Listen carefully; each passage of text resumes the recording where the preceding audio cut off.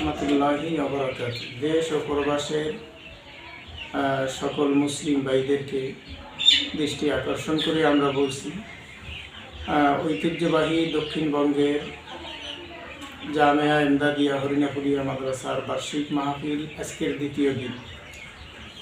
এই মাদ্রাসার পৃষ্ঠপোষক মুরব্বী আল্লামা শাহ সুলতান আহমদ নানুপুরি রহমতুল্লাহি আলাইহির সুযোগ্য খলিফা, আমাদের সকলের মুরব্বী, আমাদের সকলের শাইখ আল্লামা শাহ আব্দুল খালেক সাহেব দামাত বরকাতুহুল আলিয়া হযরতের প্রতিষ্ঠিত মাদ্রাসায় আজকের মাহফিল চলছে দ্বিতীয় দিন।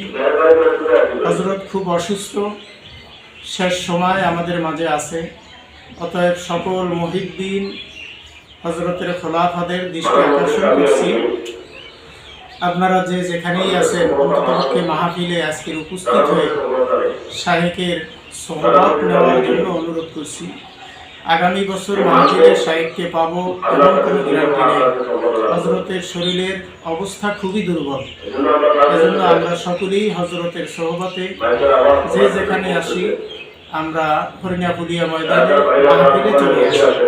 এখন হযরত আমাদের সামনে আমার পাশেই উপস্থিত। হযরতের 2-1 মিনিট আপনাদের শুভ আগমন উপলক্ষে 2-1টা কথা বলবেন ইনশাআল্লাহ।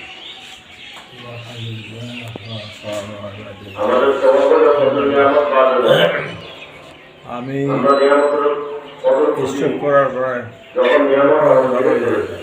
আমার কালকে একটু করছি,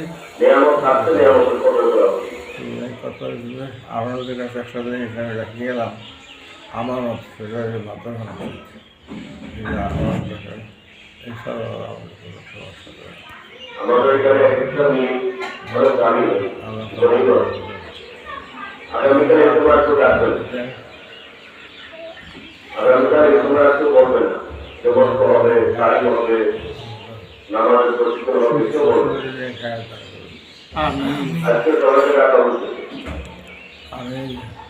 তো আলহামদুলিল্লাহ, আপনারা দেখতে পাচ্ছেন শাইখে কিন্তু অনেক কথাই বলে যায়, আগের মতন সেই রকমের নাই।